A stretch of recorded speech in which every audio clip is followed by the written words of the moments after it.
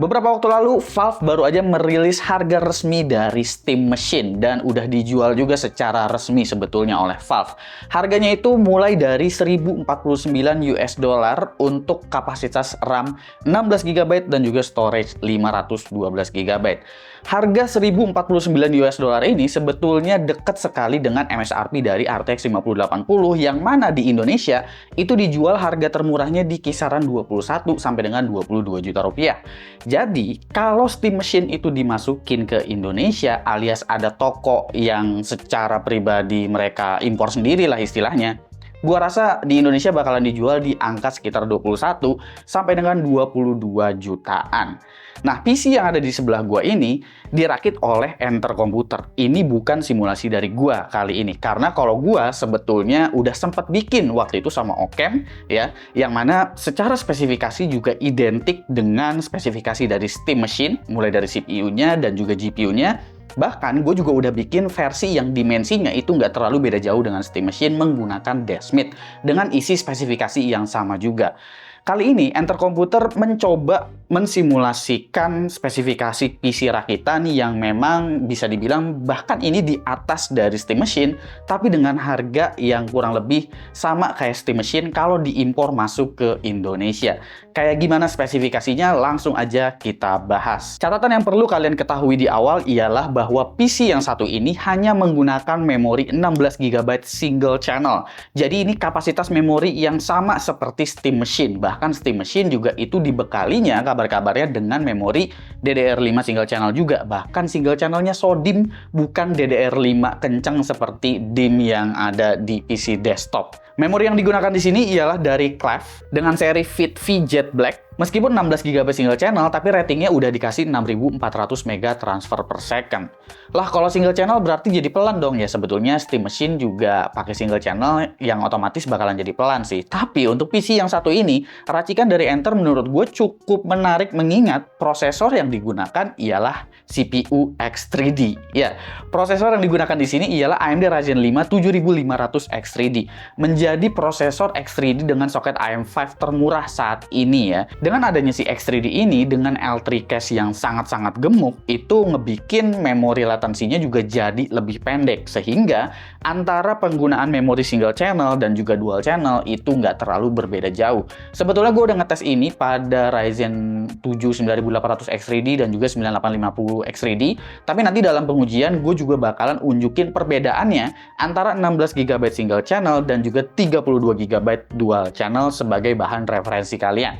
Kita lanjut dulu ke spesifikasi yang berikutnya, yaitu adalah bagian GPU-nya. Kalau Steam Machine menggunakan level mungkin seperti RX 7600 yang powernya direndahin, alias secara performa sebetulnya mirip-mirip kayak 6600 XT sih. PC yang satu ini justru menggunakan GPU dengan VRAM 16 GB, yaitu adalah Radeon RX 9060 XT dari Sapphire dengan seri Pulse-nya. Ini memungkinkan kalian untuk bermain game pada resolusi yang jauh lebih tinggi. Kalaupun menggunakan upscaler, kalian masih bisa memanfaatkan upscaler dengan mode quality alias mode yang paling bagusnya.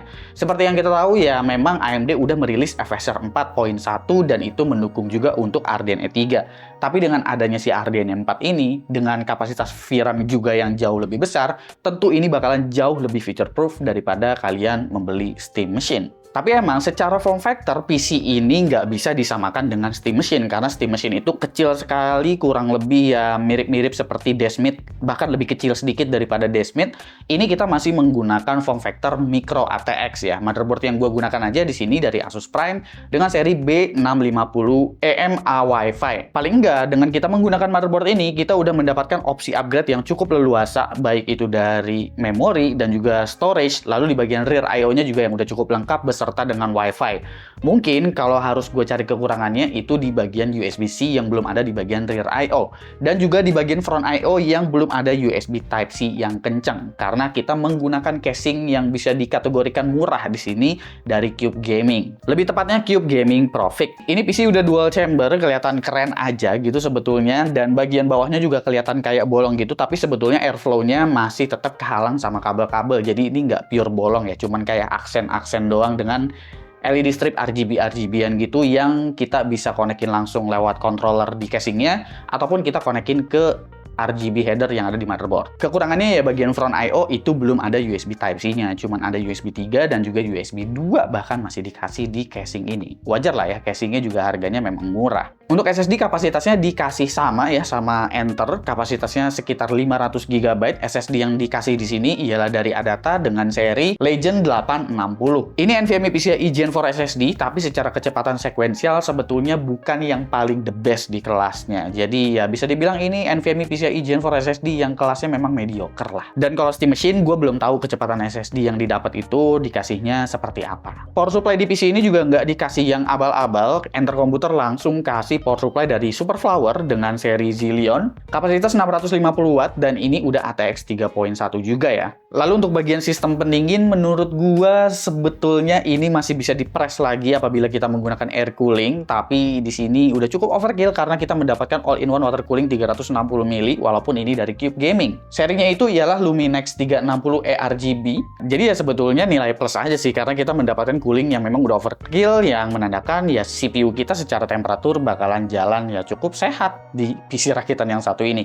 Selebihnya kipas-kipasan juga udah didapetin gratis ya, jadi di dalam paket penjualannya udah dikasih secara gratis karena ini masuk ke dalam paketan EK Gaming. Total harganya itu sekitar 22 juta lebih sedikit, mungkin juga bisa lebih murah karena beberapa waktu juga Enter suka ngasih promo-promo tertentu, baik itu di marketplace ataupun di websitenya langsung, atau bisa juga di website gaptek.id. Semua yang ada di etalase EK Gaming ataupun web Gaptek itu punya garansi toko juga selama 1 tahun. Jadi kalau PC ada masalah, klaimnya bisa 1 pintu atau bisa langsung aja ke Enter Komputer. Free delivery kurir toko se-Jabodetabek dan free packing kayu juga jika pembelian via marketplace. Kalau secara performance gimana ya kita cek aja langsung untuk performance dari PC yang satu ini seperti apa ya. Baik itu kita menggunakan single channel 16 GB sesuai paket penjualan ataupun versi upgrade-nya di 32 GB dual channel. Oke, mengenai performance gue bakalan mulai dari temperatur dan juga power dulu untuk Ryzen 5 7500X 3D-nya. CPU ini memang menggunakan all-in-one water cooling 360 mili, tapi kalau kalian perhatiin, CPU temperaturnya itu maksimum ada di angka sekitar 76 derajat Celcius. Memang ini adalah karakteristik dari CPU Ryzen yang mana panasnya CPU itu lebih banyak disebabkan karena voltage, baik itu SOC voltage ataupun dari CPU voltage-nya. Kalau CPU package power sebetulnya nggak terlalu tinggi di sekitar 70-an watt. Jadi kalau kalian ngelihat kelas CPU-nya kayak Ryzen 9, itu prosesor bakalan kelihatan berasa adem banget, tapi kalau levelnya ada di Ryzen 5, seakan-akan prosesornya itu kayak berjalan panas. Padahal sebetulnya normal-normal aja. Karena kalau kita cek juga untuk performa dari Cinebench R23, memang angka 12 ribuan itu sedikit lebih pelan daripada Ryzen 5 7500F. Tapi memang karakter dari prosesor X3D seperti itu rata-rata. Kemampuan multicore-nya bakalan sedikit lebih turun, tapi secara performance terutama di gaming nanti itu bakalan luar biasa lebih hebat. Temperatur dari GPU-nya ini, pada seri Sapphire Pulse itu GPU temperatur ada di angka 62 derajat Celcius saat gua jalankan 3D Mark Firestrike Ultra Looping, dan hotspotnya ada di angka 81 derajat Celcius dengan memori temperatur di 75 derajat Celcius. Power yang dikonsumsi oleh GPU-nya itu di sekitar 168 sampai dengan 170 watt, jadi nggak terlalu tinggi juga untuk level GPU ini. Yang mau gue bandingin performa antara single channel dan dual channelnya, yang pertama itu ada di encoding video. Yang pertama ini ada di DaVinci Resolve untuk encode pada resolusi 1080p 10-bit 422. Itu kalian bisa ngelihat kalau performance-nya saat kita menggunakan dual channel memory itu memang sedikit lebih kencang, tapi perbedaannya cuma sekitar 9 detik aja antara kita menggunakan 16 GB single channel ataupun kita menggunakan 32 GB dual channel. Tapi mungkin itu disebabkan karena encode-nya juga jalannya bukan melalui CPU. Nanti bakalan kelihatan kalau misalkan kita lagi main game. Tapi sebelum ke situ, gue juga mau coba untuk LLM lokal seperti menggunakan LM Studio dengan parameter 8 billion di model DeepSeek R1 Qwen 3. Ini juga sebetulnya masih menggunakan GPU, tapi sebagian kapasitas memori itu hampir dialokasikan cukup besar ke sistem. Misalnya seperti kalian lihat ini, ketika gue menjalankan LM Studio dengan model yang tadi gue sebut, itu memori udah kemakan sekitar 12,3 GB. Dengan tes ini, gue bisa mendapatkan angka 56,4 token per second ketika menggunakan 16 GB single channel. Dan ketika menggunakan dual channel memory, gue bisa mendapatkan angka di sekitar 55,43 token per second. Jadi ini sebetulnya plus minus dan bisa dikategorikan mirip-mirip aja performance-nya. Lalu kita langsung lompat ke game aja nih. nih. Yang pertama ialah Cyberpunk 2077 dan gue ngetes ini pada resolusi 1440p tapi menggunakan FSR 4 pada mode performance yang berarti resolusi aslinya juga sebetulnya bukan di 1440p. Gue menggunakan preset Ultra dengan frame gain dan juga ray tracing Ultra. Rata-rata FPS yang bisa gue dapat ada di angka 122,8 FPS saat gue menggunakan dual channel memory, dan ketika gue menggunakan single channel memory, rata-rata FPS-nya juga kurang lebih mirip di sekitar 122 FPS. Bahkan untuk minimum FPS-nya juga mirip-mirip di sekitar 106 sampai dengan 107 FPS. Jadi untuk game yang satu ini, secara kapasitas memori juga sebetulnya masih cukup. Kita langsung lompat ke game yang terbaru yang mungkin bakalan makan memori jauh lebih besar, misalnya seperti RS9. Resolusi 1440p pada preset Max, FSR 4.1 performance, frame gain-nya juga aktif, dan juga ini menggunakan ray tracing preset high. Rata-rata FPS yang bisa didapatkan ketika gue menggunakan dual channel memory ada di angka 118 FPS dengan 1% low di sekitar 99. Dan ketika menggunakan single channel memory, gue bisa mendapatkan rata-rata FPS di 117 dengan 1% low di sekitar 85. Yang berarti ada kejadian beberapa momen itu akan stuttering karena mungkin kapasitas memori yang memang cukup mepet. Tapi sebetulnya secara performanya itu sebetulnya masih mirip-mirip aja antara 16GB single channel dan juga dual channel memory. Ini berkat adanya si 3D V-Cache di dalam 7500 X3D ya. Biasanya yang paling kelihatan itu pada game e-sport seperti Valorant. Pada game Valorant ini, gue bisa mendapatkan rata-rata 572 FPS dengan 1% low di sekitar 321 ketika menggunakan dual channel memory. Dan kalau kita menggunakan single channel memory, FPS-nya memang turun tapi sedikit aja, rata-rata FPS-nya jadi 551 yang disebabkan karena 1% low frame rate-nya yang memang juga udah ikut drop di 262. Jadi yang bedanya jauh itu ada di 1% low frame rate-nya aja, bukan secara average performance. Ini juga bisa disebabkan hanya pengaruh karena dari kapasitas memori, bukan dari channel memorinya. Game yang juga CPU bound di sini gue tes ialah Shadow of the Tomb Raider. Di sini gue menggunakan preset highest dengan ray tracing ultra dan ini native tanpa upscaler dan juga frame gain. Gue bisa mendapatkan rata-rata 77 FPS ketika menggunakan single channel memory. Dan ketika gue menggunakan dual channel memory, itu rata-rata FPS-nya juga masih sama di 77. Kalau diperhatiin, 1% low frame rate-nya di sini ada di angka sekitar 59.